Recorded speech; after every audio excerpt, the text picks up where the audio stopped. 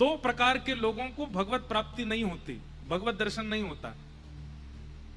कौन? बहुत खाने वाले और बहुत कम खाने वाले। एक तो होता है बहुत ही खाते हैं, जो धर दो सामने वो उनको चखना ही है, और एक होता है वो कुछ भी नहीं खाते, जबरदस्ती सब छोड़ छाड़ के बैठे। अच्छा एक बात बोले, कुछ भी ना खाने वाला व्यक्ति या तो योगी हो सकता है, तपस्वी हो सकता, पर योगी तपस्वी भी कुछ तो ग्रहण करते हैं, अल्प आहार तो वो भी लेते हैं। पर कई बड़े बड़े व्यसनी हमने देखे हैं कि भयंकर व्यसन जिनको होता है वो कुछ नहीं खाते, वो व्यसन में ही रहते हैं। बहुत खाने वाला और बहुत कम खाने वाला, इन लोगों को ठाकुर जी नहीं मिलते। और दूसरा बहुत सोने वाला और बिल्कुल ना सोने वाला, इनको भी ठाकुर जी नहीं मिलते। इसलिए दोनों में मध्यस्थता रखो, भोजन भी पाओ अल्प लो, और निद्रा भी अल्प लो, थोड़ी मध्यस्थता रखो। बहुत कम नहीं होना चाहिए और बहुत ज्यादा भी नहीं होना चाहिए, उसमें मध्यस्थता रखो, जितने में पूर्ति हो जाए उतना करो बस। तो निद्रा बहुत प्रिय होती है, लेकिन ऐसी निद्रा में भी कोई अत्यंत प्रिय बुला ले तो सब छोड़ छाड़ के जाते हैं ना। ठीक वैसे ही ठाकुर जी को धराधाम पर आने के लिए कोई आवश्यकता नहीं है। कितनी बार ठाकुर जी कहते हैं, भगवान स्वयं राम कहते हैं कि मैं जितनी देर में लक्ष्मण पलक झपकता है ना, इतनी देर में असंख्य रावणों का वध कर सकता हूं बैठे बैठे। लेकिन ये पूरी लीला करने का अभिप्राय क्या है? बोले रावण का वध तो मैं बैठे बैठे कर सकता हूं, पर सबरी की इच्छा बैठे बैठे पूरी नहीं होगी।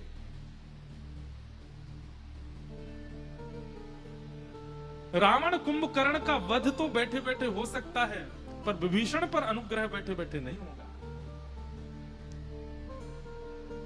राक्षसों का वध बैठे बैठे हो सकता है, पर हनुमान पर कृपा बैठे बैठे नहीं होगी, उसके लिए तो आना पड़ेगा।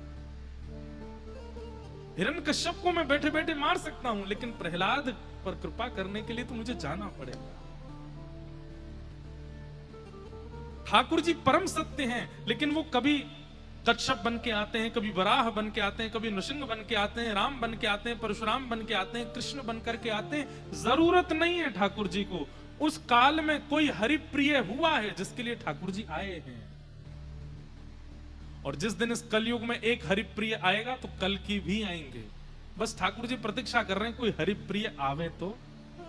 अभी तक ठाकुर जी नहीं आए, इसका मतलब हरिप्रिय कोई आया नहीं है इस धरती पर। ठाकुर जी को प्रिय लगने वाला किसी ने ठाकुर जी को पुकारा नहीं है।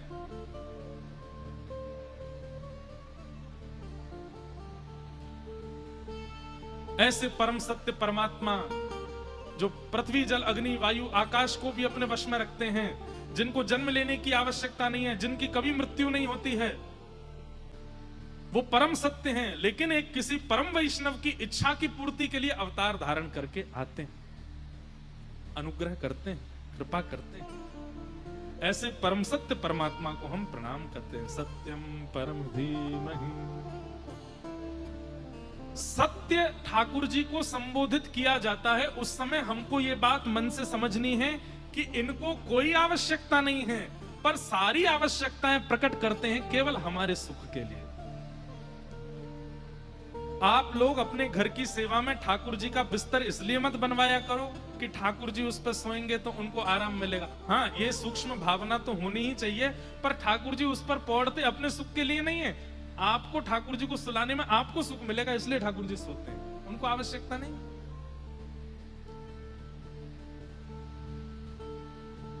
आपके सुख के लिए ठाकुर जी सब लीला करते हैं, उनको आवश्यकता नहीं। ऐसे परम सत्य को हम बारंबार प्रणाम करते हैं।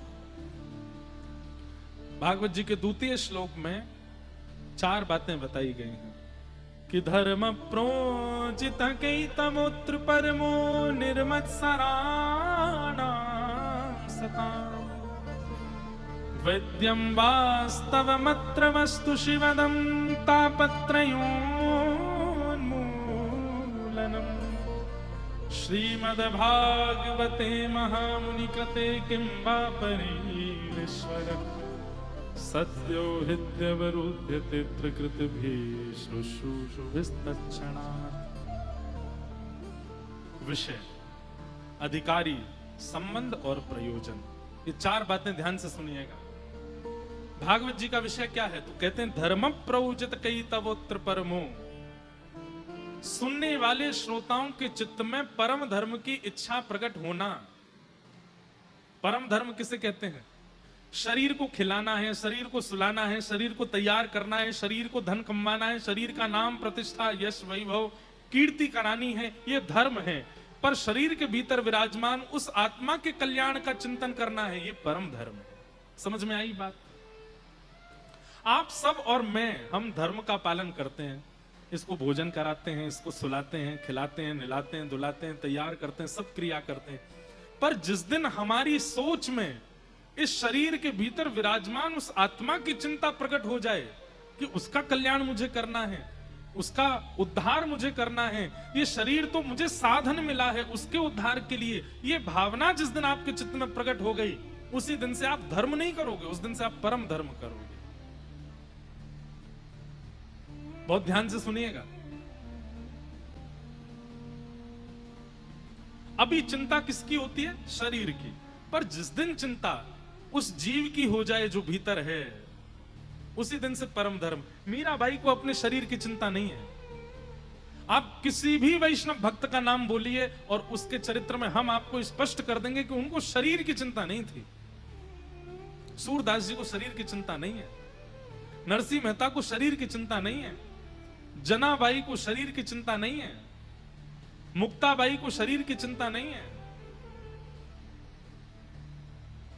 इन सबको अपने चित्त में विराजमान, देह में विराजमान उस परम तत्व आत्मा की चिंता है कि इसका कल्याण मुझे करना है। इसीलिए महाभागवत परम भागवत माने गए। हमारी आज भी चिंता का मूल कारण शरीर है। भागवत जी का विषय क्या है कि धीरे धीरे सुनते सुनते सुनते सुनते सुनते सुनते शरीर की चिंता समाप्त हो और भीतर की चिंता प्रकट हो कि भाई ये हाथ मिले हैं, नेत्र मिले हैं, कान मिले हैं, जिह्वा मिली है, नाक मिली है, इन सब से मैंने खूब उपभोग कर लिया, लेकिन इस शरीर की तो कोई अंत ही नहीं है सुख का, ये तो मांगता ही रहता है। अब क्यों ना इन साधनों से भीतर विराजमान उस आत्मा के कल्याण का मैं विचार करूं, उसका मुझे उद्धार करना है। ये बात बंधुओं बिल्कुल स्पष्ट है। हां, अपने उस आत्मा के उद्धार के लिए कोई ज्ञान का मार्ग चुनता है, उस आत्मा के उद्धार के लिए कोई वैराग्य का मार्ग चुनता है, कोई त्याग का मार्ग चुनता है, कोई विरक्ति का मार्ग चुनता है और कोई वृंदावन प्रेम का मार्ग चुनता है। वो सब छोड़ वृंदावन आ जाते हैं, वृंदावन में रस भाव में डूब जाते हैं, ठाकुर जी की मधुर लीलाओं का चिंतन करते हैं। वो चिंतन किसको सुख देता है? अब प्रिया प्रियतम की मान लीला हमने सुनाई, उस मान लीला से सुख मिला किसको? देह को कोई सुख नहीं मिलता, आत्मा को सुख मिलता है, उस चित्त को सुख मिलता है। हिमालय पर बैठकर के साधन करने वाले के भी शरीर को सुख नहीं मिलता, उसके चित्त में विराजमान आत्मा को सुख मिलता है। तो सीधी बात है, जिस दिन देह की चिंता समाप्त हो और आत्मा की चिंता प्रारंभ हो, वही परम धर्म है। और यह जागृत कराना, यह भागवत का विषय है। समझ में आई बात? आप लोग कथा में आते हैं, क्यों आ रहे हैं कथा में? क्या लगता है आपको? हमसे मिलने क्यों आते हैं या गिरधर लाल जी के उत्सव में क्यों आते हैं? आप कहेंगे आनंद आता है, सुख मिलता है। किसको मिलता है? शरीर को नहीं। हम वहां से आते हैं, रेलिंग टूट भी को है जाए, कभी कभी तो लगा मेरे पंप नहीं गिर जाए भैया। हमारी तो चिंता होती है, फिर छोटे छोटे बच्चों की होती, किसी को लग नहीं जाए, किसी को कुछ हो नहीं जाए। पर उस समय विचार किया जाए, वो कोई सेलिब्रिटी नहीं है जो वहां से आ रहा है, वो कोई राजनेता नहीं है, वो कोई हीरो नहीं है। ठाकुर जी की कथा सुनाने वाला एक वक्ता आ रहा है और उसके प्रति इतने आनंद जो आपको हो रहा है, वो आप नहीं करते हैं, वो आपकी आत्मा को सुख मिलता है उससे। और वही परम धर्म है। वो करना परम धर्म नहीं है, मैं यूं नहीं कह रहा हूं वहां जाके चिल्लाओ जोर जोर से, वही परम धर्म है। बात ऐसी है, हरि संबंधी भावों में अपने आप को सुख प्रदान करना, अपने आप को लगाए रहना, इसका मतलब वो व्यक्ति अपनी आत्मा के प्रति चिंतित है, उसके कल्याण के मार्ग पर चल रहा है। और यही भागवत का विषय है। खूब कथाएं सुन ली, पूरा जीवन निकाल दिया कथाएं सुनते सुनते, लेकिन देह का अभिमान नहीं गया, तो आपने कथा नहीं सुनी है, समय बर्बाद किया। श्रीमद् भागवत में एक कथा आती है, बहुत ध्यान से सुनिए सब लोग, इधर देखो। रहुगण राजा की, एक रहुगण नाम का राजा था, रोज कथा सुनने जाता था कपिल मुनि के आश्रम। लेकिन उसके कथा सुनने का मूल उद्देश्य क्या था? विश्व को यह बताना कि मैं कथा भी सुनता हूं, मैं राजा होते हुए भी कथाओं में जाता हूं, मैं राजा होते हुए भी सत्संग करता हूं। सत्संग से ग्रहण कुछ नहीं किया था उसने, वो केवल रोज जाना, समय पर जाना, समय से 1 मिनट भी लेट हो जाता था तो जिसके कारण से लेट हुआ उसको कारागृह में डाल देता था, लोगों को पकड़ पकड़ करके मारता था। क्यों? तुम्हारी वजह से आज मैं सत्संग में नहीं जा पा रहा। लोग बाग उससे बहुत डरते थे।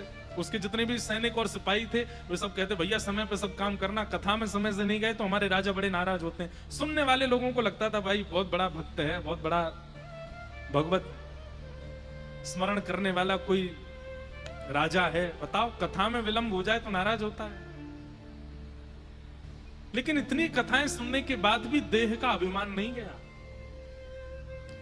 उसके लिए ठाकुर जी ने एक परम भागवत श्री जड़ भरत जी महाराज को भेजा पृथ्वी पर। जड़ भरत जी की कथा तो बहुत बड़ी है, पर 3 जन्म लगे उनको। पहले वो भरत थे, फिर वो हिरण बने, फिर उसके बाद जड़ भरत बने। तो जड़ भरत बन करके वे एक दिन उसी राजा के यहां पर पहुंचे तो राजा ने उनको पकड़ करके अपनी पालकी में लगाया। फिर कोई घटना घटी जिसके कारण वो भरत जी पे ही नाराज हो गया। तब जड़ भरत जी ने कहा, अरे मूर्ख, ये दिखावा करते हो कथा में जाने का। इतने सालों से तुम कथा सुन रहे हो लेकिन तुम्हारे विचारों में, तुम्हारी बुद्धि में, तुम्हारे व्यवहार में कथा जैसे लक्षण नहीं आए। अभी भी देहाभिमान गया नहीं है तुम्हारे चित्त का। तब रहुगण राजा चरणों में गिर गया, बोले भगवान मैंने इतनी कथाएं सुन ली जीवन में, पर मेरे जीवन का परिवर्तन क्यों नहीं हुआ? मैं आज भी देहाभिमानी क्यों हूं? तब जड़ भरत जी महाराज कहते हैं कि किस उद्देश्य से कथा में जाते हो, यह विशेष बात है। केवल सुनने जा रहे हैं, केवल समय व्यतीत करने जा रहे हैं, मनोरंजन की भावना से जा रहे हैं तो कोई फर्क नहीं पड़ेगा।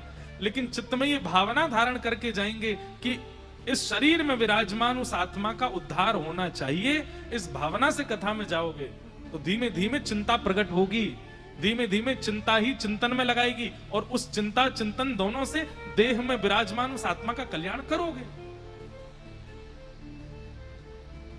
इसलिए बंधुओं, कथाएं कितनी सुनी ये जरूरी नहीं है, मैंने कथाएं कितनी करी ये आवश्यक नहीं है, पर हमारी चिंता शरीर से निकल करके आत्मा में गई कि नहीं ये आवश्यक है।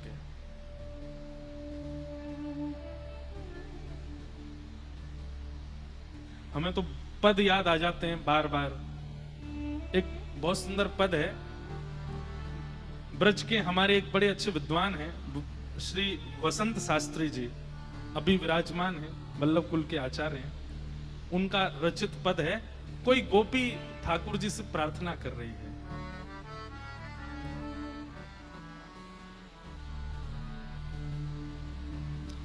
तुम मेरी एक बात न राखी, तुम मेरी एक बात न राखी, तुम मेरी एक बात न राखी, तुम मेरी बात न राखी।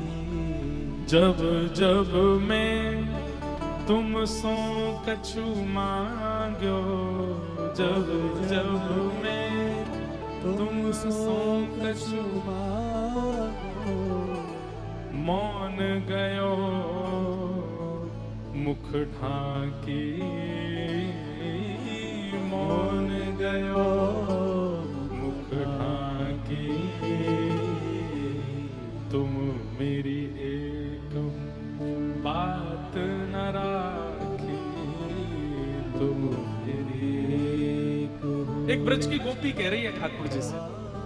अब वहां तो गोपी ने कहा, पर यहां हम भी तो कह सकते हैं, हे नाथ इतनी कथाएं हम सुनते हैं, इतनी हम आपसे प्रार्थना करते हैं, लेकिन आप हमारी एक भी बात नहीं सुनते। वैसे तो ठाकुर जी से ज्यादा ऐसी बातें करनी नहीं चाहिए, पर कभी कभी तो करनी भी चाहिए। कुछ ना कहें ऐसा भी थोड़ी हो सकता है।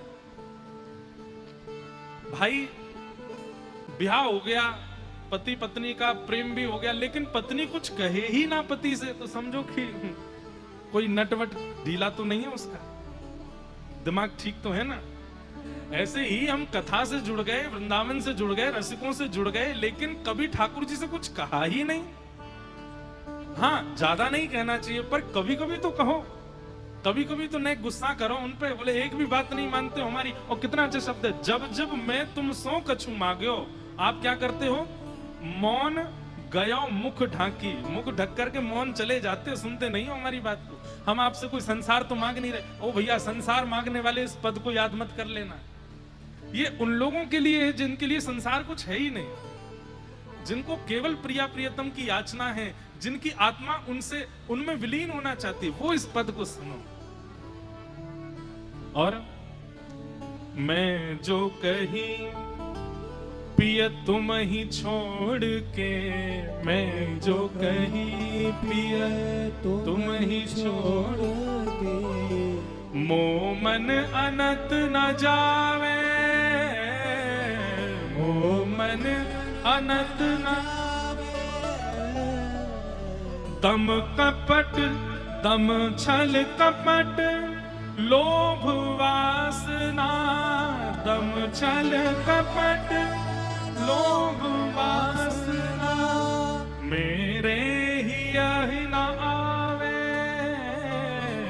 मेरे हे नाथ, अब इस संसार के लायक मैं रह नहीं गया हूं, मेरे अंदर दम्भ नहीं आ पाता है। लोग चाहते हैं कि मैं दम्भ से रहूं, छल करूं, कपट करूं, लोगों के बीच में रहने के लिए थोड़ा चतुर बनूं, मुझसे ये सब होता नहीं है नाथ। अब इस संसार के लायक मैं रह नहीं गया हूं प्रभु। मैं जो कही पिए तुम्हें ही छान के, आपके बिना मेरा कोई भी नहीं है, मेरा मन कहीं और लगता नहीं है नाथ। इस संसार के लायक मैं रह नहीं गया हूं, अब तो कृपा कर दो मेरे ऊपर, अब तो मेरी सुन लो नाथ। तुम मेरी एक बात न राखी, तुम मेरी एक बात न राखी, तुम निज कृपा मात्र सो मोहन, तुम निज कृपा मात्र सो मोहन, सबको दोष मिटायो, सबको दोष मिटायो, ऐसा कहा तुम्हारो बिगाड़ो, ऐसा कहा तुम्हारो बिगाड़ो, जो मोहे बिसरायो, जो मोहे बिसरायो, तुम मेरी एक बात न राखी, तुम मेरी एक बात न राखी। आपकी एक कृपा की कोर से कितनों का उद्धार हुआ नाथ। सब पर आप कृपा कर देते हैं, एक क्षण एक दृष्टि से उसका उद्धार कर देते हैं आप। और मैं इतना अभागा हूं कि आप मुझ पर एक कृपा की कोर नहीं कर सकते। मैंने आपका क्या बिगाड़ा है नाथ, जो आप ये कृपा दृष्टि, दया दृष्टि मुझ पर कभी नहीं करते हो।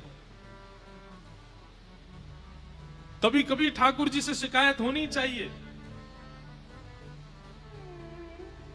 और क्या कह रहे हैं?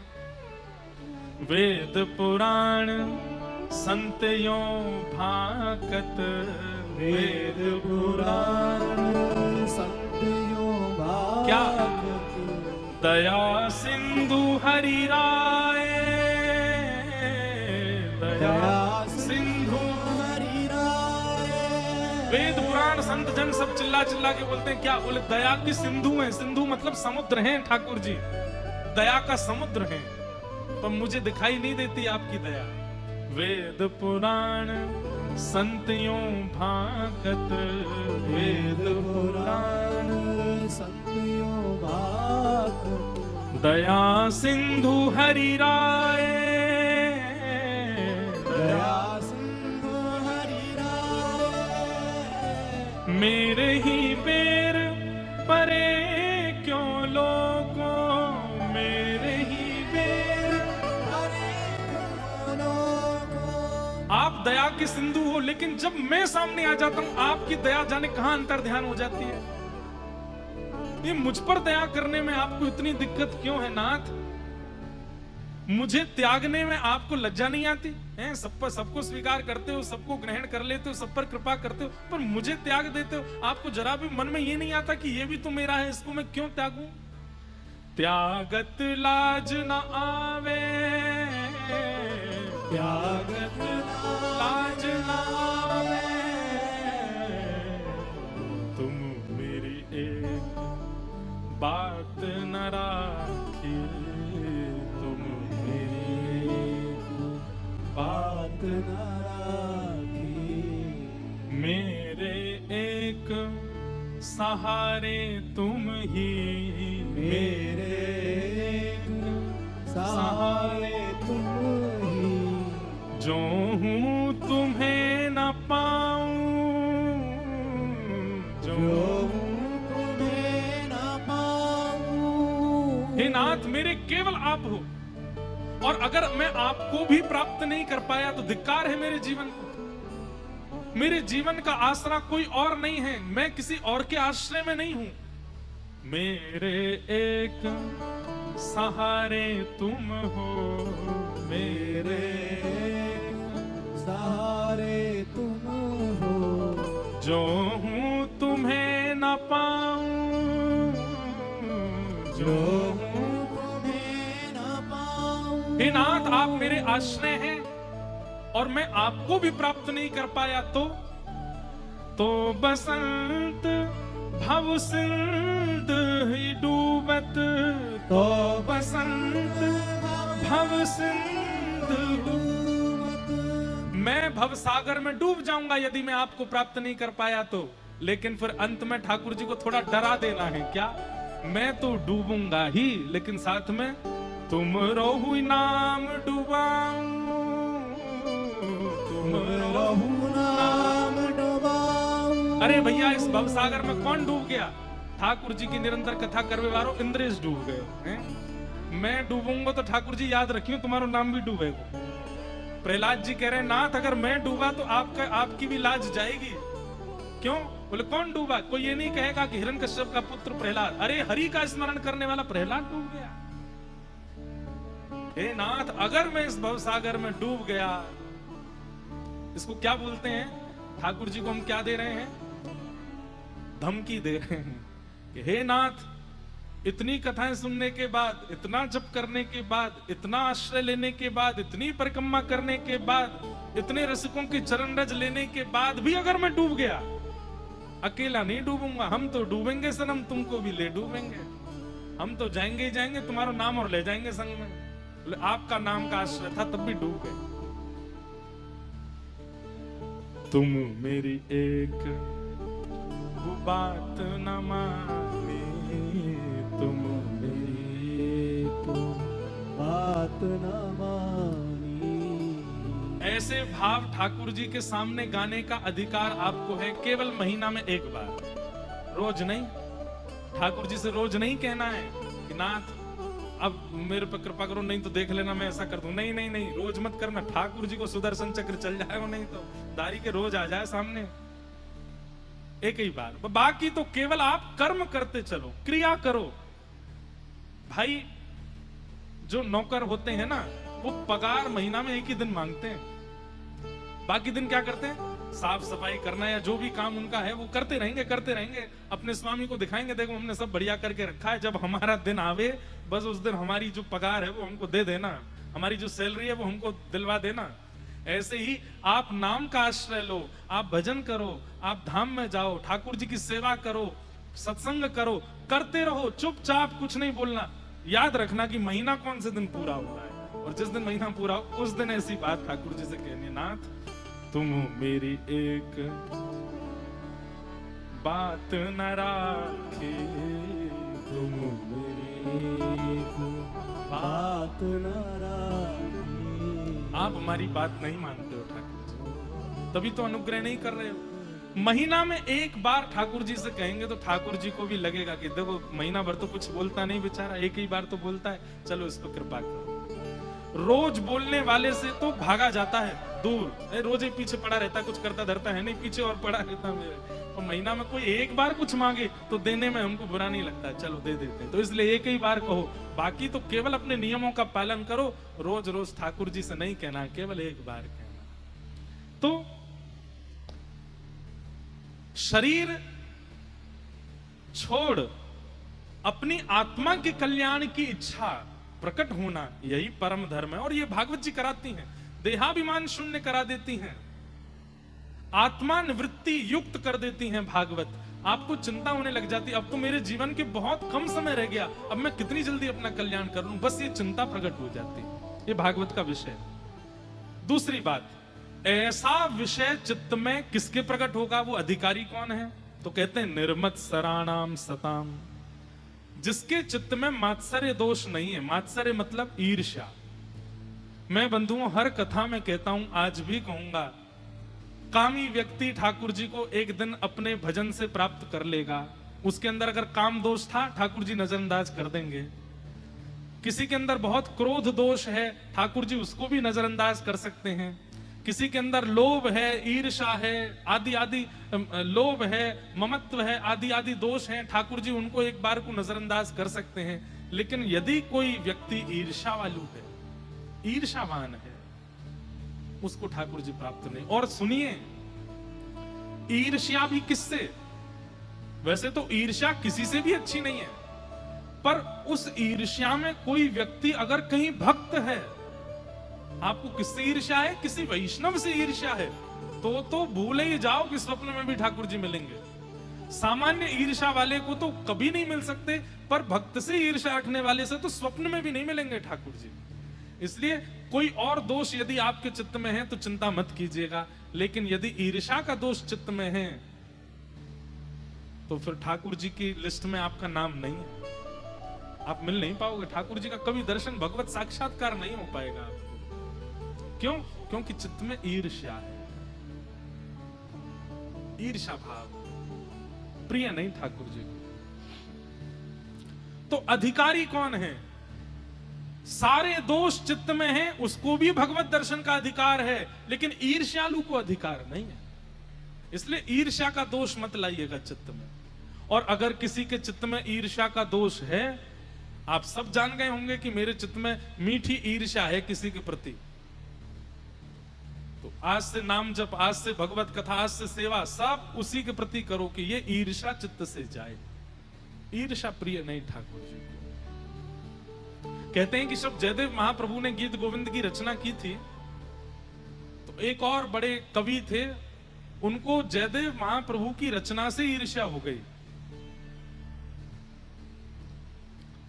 और उस रचना से ऐसी ईर्ष्या हुई कि उन्होंने भी एक गीत गोविंद महाकाव्य लिख दिया, उस विद्वान ने भी। और गीत गोविंद महाकाव्य लिख करके पूरे जगन्नाथपुरी में जा जा करके सबसे कहा, वो गीत गोविंद है, अरे उससे अच्छे शब्द, उससे अच्छी व्याख्या, उससे अच्छी धुन मैंने बनाई है, इसका पाठ करो। गीत गोविंद उस कवि ने भी ठाकुर जी के लिए ही लिखा है, और निसंकोच शब्दों का जो चयन किया गया था वो बहुत सुंदर था। जो रचना की गई थी वो जयदेव महाप्रभु की रचना से भी थोड़ी सी विलग थी, अद्भुत थी। कई लोग उसके प्रभाव में आने लगे, और कई लोग मूल गीत गोविंद को छोड़ करके, जो एक नए कवि ने गीत गोविंद लिखा है, ईर्ष्या में आकर के उसका पाठ करने लगे। किसी ने जाकर के श्री जगन्नाथ महाप्रभु के सामने वो नया वाला गीत गोविंद गा दिया। जैसे ही उस गीत गोविंद का गान किया, ठाकुर जी ने अपने कपाट बंद कर लिए, जबकि गाया ठाकुर जी का ही यश जा रहा है, लेकिन ठाकुर जी को सुनने में अच्छा नहीं लगा। और उसी रात्रि में ठाकुर जी नृसिंह रूप धारण करके जगन्नाथ भगवान पहुंच गए उस नए कवि के पास, और जाकर के उसको क्रोध में भर के बोले कि अगर तैने ये गीत गोविंद अपना विश्राम नहीं किया तो मैं हिरण्यकश्यप का जैसे पेट विदर्ण किया था ऐसे तेरा भी वध कर दूंगा। एक ही गीत गोविंद है और एक ही महाकवि जयदेव हैं, उनके अलावा अगर इनसे ईर्ष्या करके कोई और कुछ लिखने का प्रयास करेगा तो मैं उसको जीवित नहीं छोड़ूंगा। ठाकुर जी का प्रेम देखो। उसने पूछा, बोले नाथ मैं क्या करूं?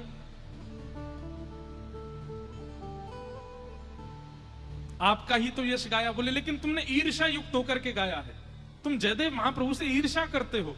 तुम यदि रचना करते, मेरे प्रेम में पढ़ के करते, ईर्ष्या करके नहीं करते तो मैं स्वीकार करता, पर तुम्हारी रचना में मैं मूल आधार नहीं हूं। जयदेव महाप्रभु से अच्छा करना है, ये आधार था, ये मुझे प्रिय नहीं है।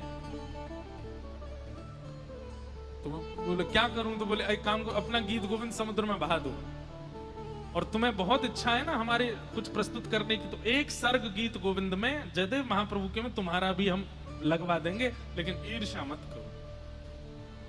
ठाकुर जी को ईर्ष्या प्रिय नहीं, इसलिए अगर चित्त में ईर्ष्या का भाव है तो ये बात निश्चित मान लीजिए कि ठाकुर जी बहुत दूर है।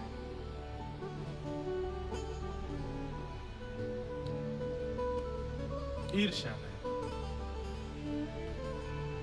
तो भागवत जी कह रही हैं कि भागवत का अधिकारी कौन, ठाकुर जी का अधिकारी कौन? बोले जिसके चित्त में मात्सर्य दोष यानी कि ईर्ष्या नहीं है, वो ठाकुर जी को प्राप्त हो सकता है।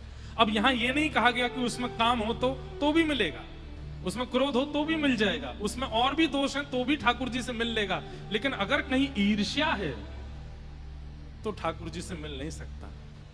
इसलिए ईर्ष्या दोष की निवृत्ति करो। तीसरी बात कहते हैं, भागवत जी किससे संबंध कराती है? क्या भागवत जी को सुनने वाला व्यक्ति विवेकी होता है, ज्ञानी होता है, महत्पुरुष होता है, परम भागवत होता है, भक्त बन जाता है? कथा सुनने वाले व्यक्ति की स्थिति क्या होती है, उसको कौन सी पदवी प्राप्त होती है? तब कह रहे हैं कि वैद्यम वास्तवमत्र वस्तु शिवदम तापत्रयोन्मूलनम श्रीमद्भागवते महामुनि कृते किं वा परैरीश्वर सत्यो हृद्यवरुध्यते त्रिकृतभेषुषुभिस्तच्छा। कथा सुनने वाले व्यक्ति के चित्त में अगर ये भावना आ रही है कि कथा सुनने से मुझे पुण्य मिल रहा है, तो गलती कर रहा है। कथा सुनने वाले व्यक्ति के चित्त में यह भावना आ रही है कि मैं पाप मुक्त हो रहा हूं, तो वो गलती कर रहा है। कथा सुनने वाले व्यक्ति के चित्त में यह भावना आ रही है कि अब मेरे जीवन से कष्ट चले जाएंगे क्योंकि मैं कथा सुनने लगा हूं, तो वो गलती कर रहा है। कथा सुनने वाले के चित्त में केवल एक भावना प्रकट होगी, क्या? अब श्याम सुंदर मेरे हो रहे हैं, धीरे धीरे मैं उनका हो रहा हूं। बस यही भावना आएगी और कुछ नहीं। उसको अपने पुण्यों की चिंता नहीं होगी, पापों की पीड़ा नहीं होगी, और कोई चीज वो विचार नहीं कर सकता। यहां कथा सुनते सुनते तो हर दिन हर क्षण ज्यों-ज्यों कथा बढ़ती है आगे, त्यों-त्यों सुनने वाले के चित्त में ये भावना आने लगती है, अब मैं ठाकुर जी के और समीप जा रहा हूं, अब मैं ठाकुर जी का और सामीप्यवर्ती हो रहा हूं, अब मैं ठाकुर जी की और सन्निधि प्राप्त कर रहा हूं। अरे देखो ना, अब ठाकुर जी थोड़े ही दूर रह गए मुझसे, बस मिलने ही वाले हैं। ये भावना उसके चित्त में प्रकट होने लग जाती है, और इसी भावना से प्रसन्न होकर के वो नृत्य करता है, उसके नेत्रों से अश्रु गिरने लगते हैं, वो भावावेश में चला जाता है। तब समझो कि मूल में कथा सुन रहा है और कथा उसको स्वीकार कर रही है। वैद्यम वास्तवमत्र वस्तु शिवदम, ठाकुर जी से संबंध लगने लगे और ठाकुर जी के सामीप्यवर्ती का अनुभव होने लगे कथा सुनते सुनते, तो समझो कि आप कथा सुन रहे हैं। समय का भी भान ना हो, देह का भी भान ना हो, आगे कौन है, पीछे कौन है, इधर कौन है, इधर कौन है, ये सब भान ना हो। बस कृष्ण मेरे हैं, मैं कृष्ण का हूं। आहा, आज तुम्हें और समीप आ गया, आज तुम मेरे और मैं और ठाकुर जी के नजदीक पहुंच गया हूं, ये भावना चित्त में आने लग जाए। यही कथा का मूल उद्देश्य है। यह संसार सकल जग झूठा, झूठा कुल रानाता। यह संसार सकल जग झूठा, झूठा कुल रानाता। मीरा के प्रभु गिरधर नाथ, मीरा के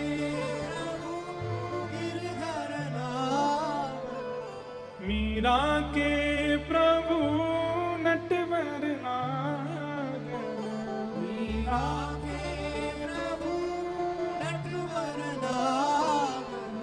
हरि चरणाचितराचि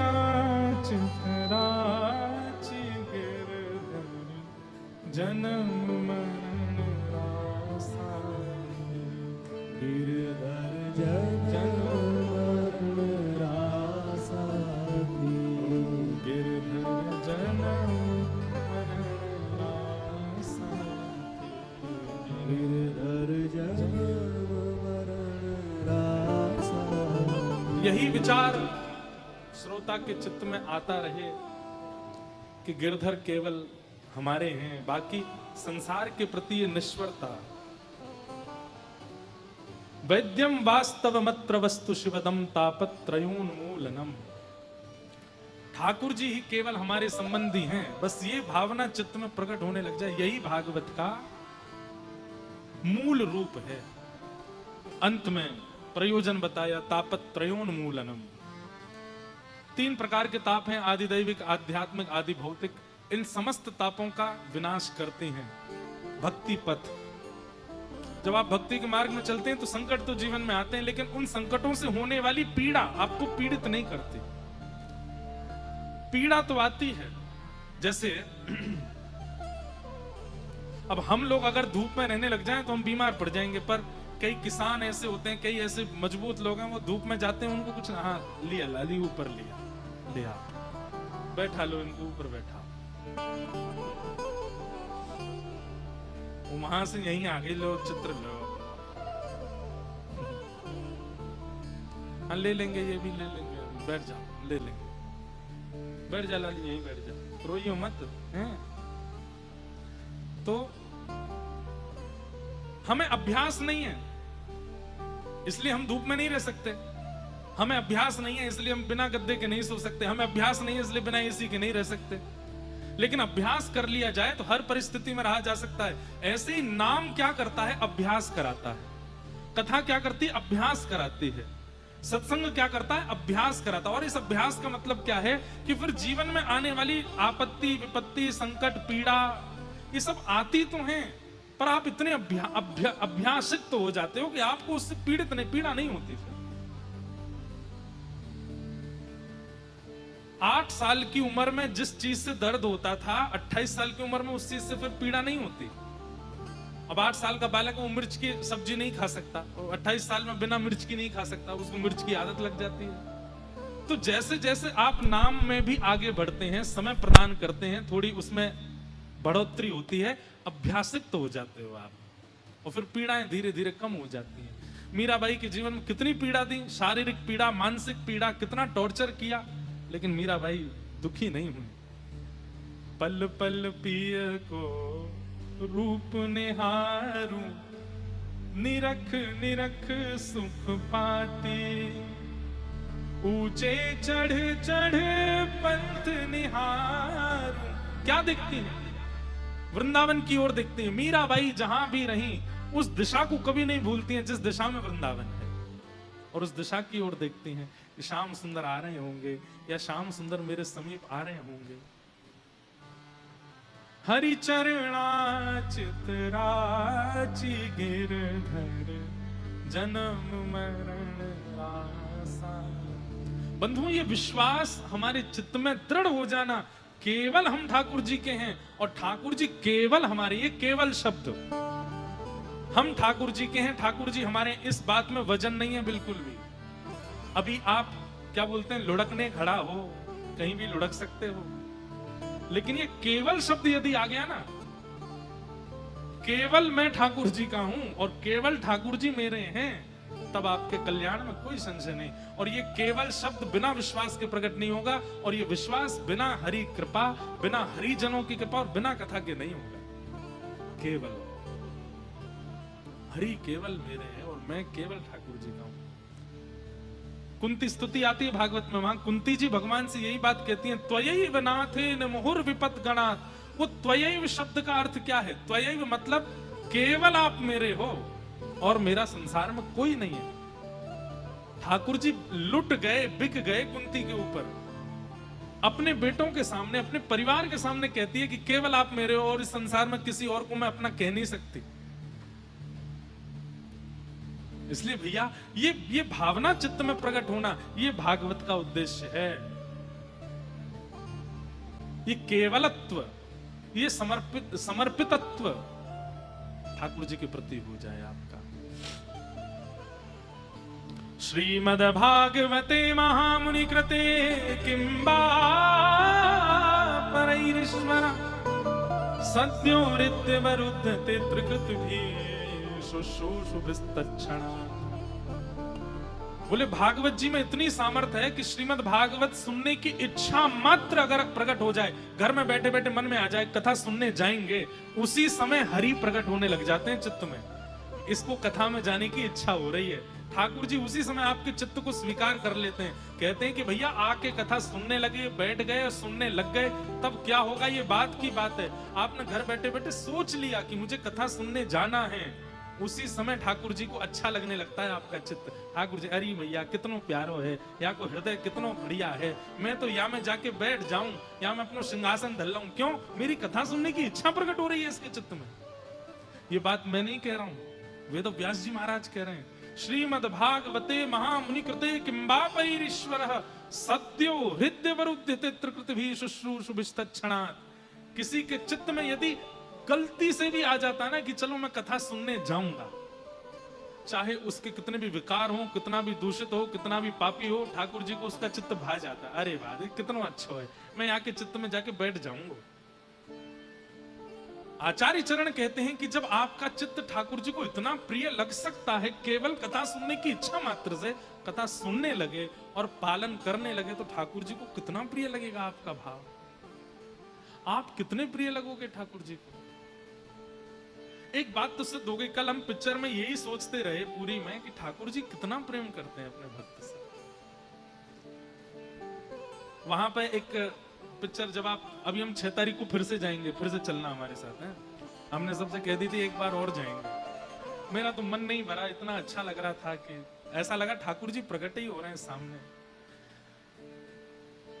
तो क्या बता रहा था मैं, हाँ वहां पर एक शब्द आता, जब आप पिक्चर देखोगे तो पूरी पिक्चर, एक तो सबसे बड़ी बात उसकी है कि वो पूरी पुराणिक है, भागवत जी के एक एक श्लोक का अर्थ वहां प्रकट किया है।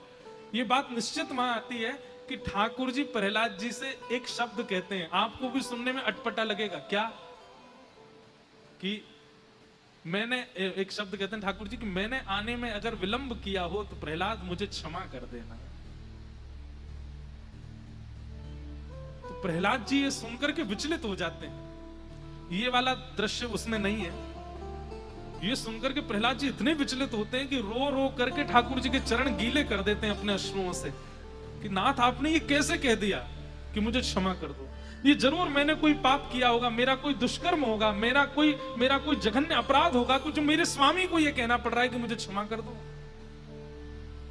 आप स्वामी हैं, मैं आपका दास हूं, आप मुझसे कैसे कह सकते हैं कि आप मुझे क्षमा कर दो। तब ठाकुर जी एक बात वहां कहते हैं, बोले कि जब तक भक्त से मैं नहीं मिलता तब तक मैं स्वामी हूं और वो दास है, और जैसे ही मैं भक्त के सन्मुख आ जाता हूं तो मैं उसको स्वामी बना के उसका दास बन जाता हूं। फिर अनुब्रजाम में हम नित्यम पूये ये तन्य रेणु भी। ठाकुर जी क्या उपमा देते हैं, ध्यान से सुनना। बोले फिर मैं क्या करता हूं, बोले जैसे गैया चलती है और जहां जहां गैया जाती है उसका बछड़ा पीछे पीछे पीछे पीछे जाता है, 1 मिनट के लिए भी अपनी मैया को छोड़ता नहीं है, ठीक वैसे ही एक बार भक्त से जब तक मैं मिला नहीं हूं तब तक समझो कि मैं स्वामी हूं, लेकिन एक बार जब मैं मिल जाता हूं फिर अनुप्रजम में हम नित्यम, वो जहां जहां जाता है मैं उसके पीछे ही चलता हूं, मैं उसका एक क्षण के लिए भी साथ नहीं छोड़ता और मैं उसको स्वामी बना लेता। हमारे ब्रज में एक रसिया गाते हैं, मैं भगतन को दास भगत मेरे मुकुट मणि, मैं भगतन को दास भगत मेरे मुकुट मणि। मुझे पूरा रसिया मुझे आता नहीं है, एक दिन सुनाऊंगा। ठाकुर जी गा रहे हैं, मैं भगतन को दास भगत मेरे मुकुट मणि। कभी कभी पता है कथा कहते कहते मुझे क्या लगता है, जैसे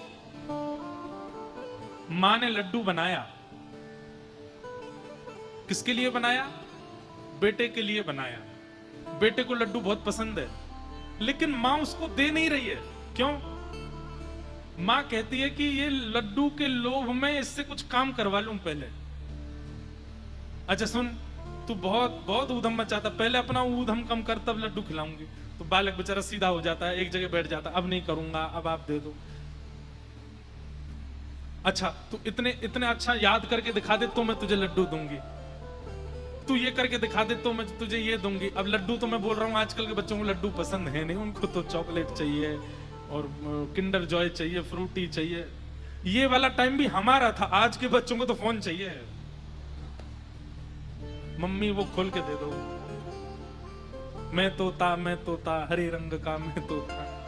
छोटे छोटे बच्चे फोन पे भी लगे रहते हैं, उनकी माताजी भी चल रोना बंद कर ले, देखते रहे, फोन देखता रहे। हम लोग थे, हमारे जमाने में बच्चे लड्डू पे खुश हो जाते थे, जूस पे खुश हो जाते थे, घर में माताजी कुछ बढ़िया सा बना दे उस पे खुश हो जाते। हमसे पुराने वाले आप लोग के बड़े बड़े ये रोटियों पे ही खुश हो जाते थे, रोटी दे दो मम्मी, चावल दे दो, रोटी दे दो, दाल डाल के दही डाल के बना के दे दो, इसी पे ही खुश हो जाते थे। मां ने सामग्री बनाई बालक के लिए ही है, लेकिन वो बालक को देती क्यों नहीं?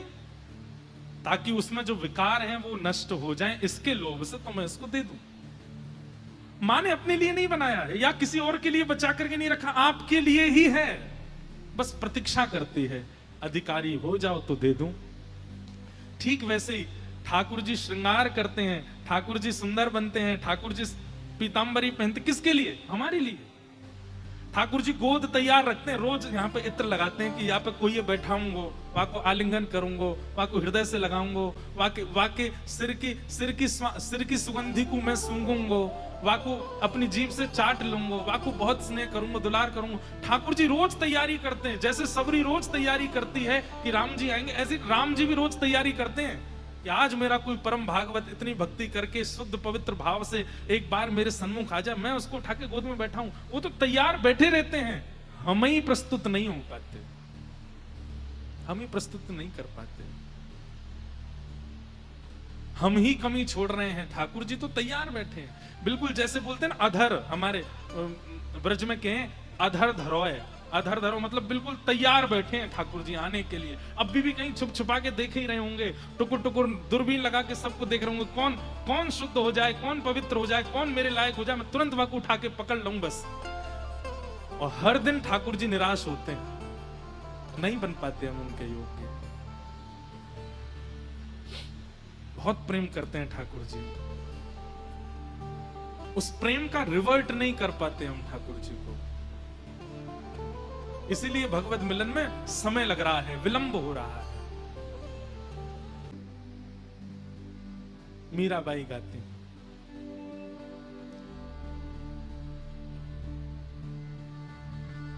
गिरधर जन्म मरण रासा थे, गिरधर जन्म मरण रासा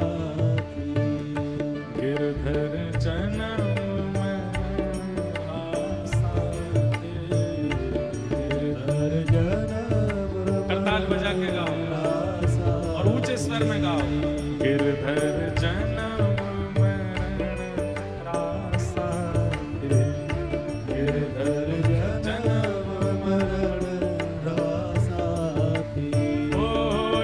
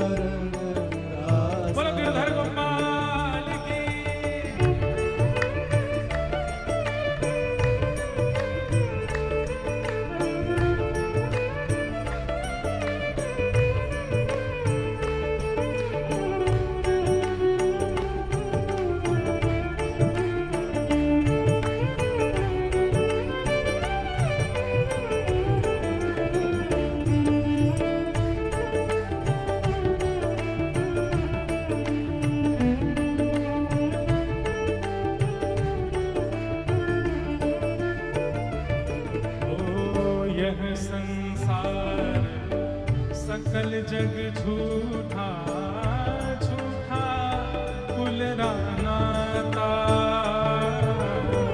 यह संसार सकल जग झूठा झूठा कुलराता, यह संसार सकल जग झूठा झूठा कुलरा नाता, यह संसार सकल जग झूठा झूठा कुलराता। मीरा के प्रभु गिरधर नागर, मीरा के प्रभु गिरधर नाग, मीरा के प्रभु नटवर नागर, मीरा के प्रभु नटवर नाग, हरि चरणाच नाच गिरधर, जन्म मरण रासा, गिरधर जन्म मरण रासा, जन्म मरण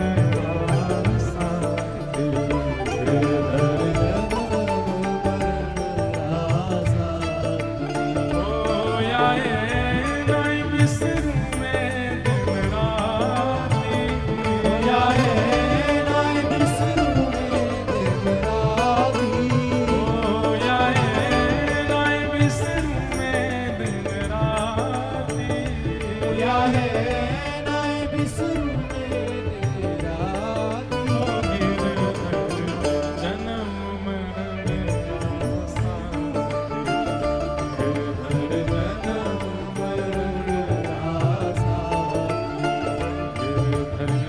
जन्म मरण रासा,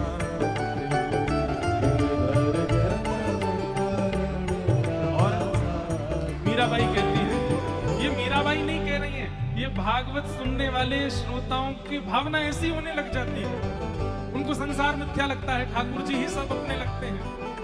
और दूसरी इच्छा क्या होने लगती है, पल पल पिय को रूप निहारूं, निरख निरख सुख पाती, पल पल पिय को रूप निहारूं, निरख निरख सुख पाती, पल पल पिय को रूप निहारूं, निरख निरख सुख पाती, पल पिय को रूप निहारूं,